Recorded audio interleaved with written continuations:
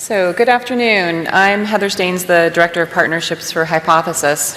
When I started talking to a few folks about this session, I wanted to try to put something together that I didn't think I had seen before in an SSP program. And through some conversations, we thought editorial and sales working together, is it happening, is it not happening? You know, what are the benefits and maybe some of the great consequences that may not have been considered more broadly. So I'm very happy to have four wonderful panelists participating in our session, despite the fact that it's called Strange Bedfellows, which is a strange name, but it is what it is.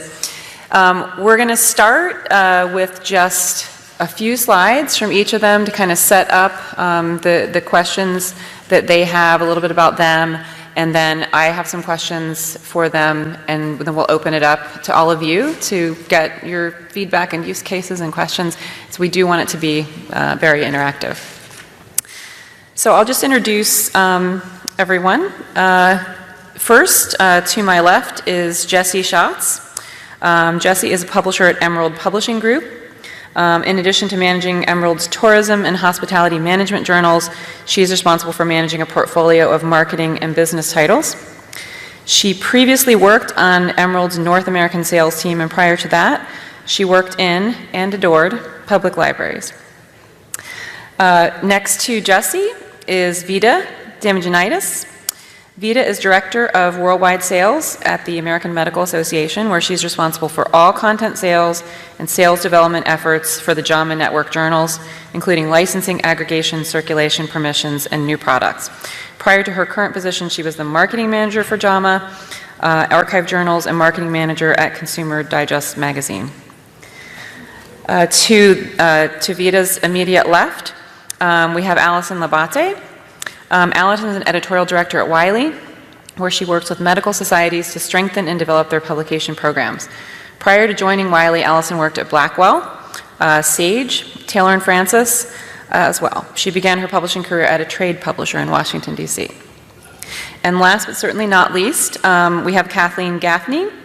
Kathleen formed KG Publishing Solutions in 2014 to bring her scholarly publishing consulting services to STM societies and associations. Her services include managing publisher RFPs and publisher selection, journal contract renewal negotiations, strategic planning and facilitation, new product development, and editor-in-chief recruitment.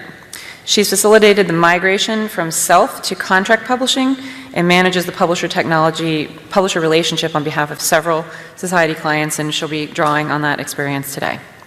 So without further ado, I will turn over to our first speaker to introduce her point of view, and it's Jessie.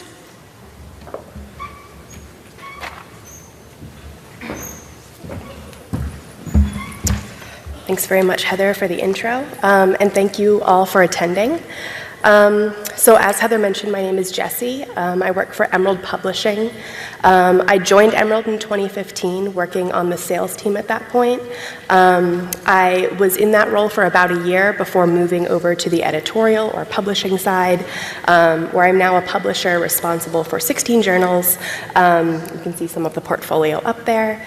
An interesting thing about Emerald, I guess, that sort of lends itself nicely to why I'm sitting on this panel, is they are headquartered in the UK, so I work in the Boston office, which is a regional or remote office. So the majority of the folks there are sales or marketing members, and there are only 3 of us who are on the publishing team. So unlike a lot of my colleagues who are in the main office, where they're entirely sitting within banks and banks of editorial, I'm sitting, across from marketing teams and near sales and listening into, their conversations and hearing about their initiatives and what they're working on.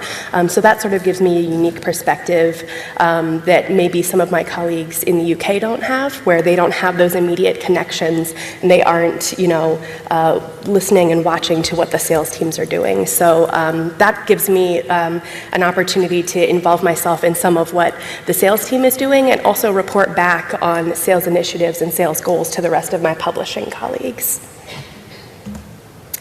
So I guess in a lot of the conversations that I have and the work that I do, some of the main ways that I find I can reach across the aisle, so to speak, between sales and publishing is through sales meetings. So presenting at those or feeding into those, simply attending those and hearing what they're working on.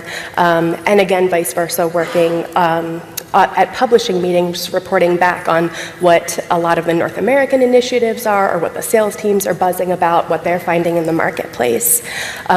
We also have sales updates that circulate where the different sales representatives will write about what their goals are, where they're visiting, what are their hot leads, things like that. So I can look at those, see what institutions may overlap with some of my high-profile editors, places that I'm interested in visiting but maybe don't have time to, that they can have feet on the ground to just go out and visit those. And also just through calling them, updating them, speaking with them every day in the office. So I guess a lot of these interactions, you may be asking, what can publishing bring? What can sales bring? How can we benefit from this?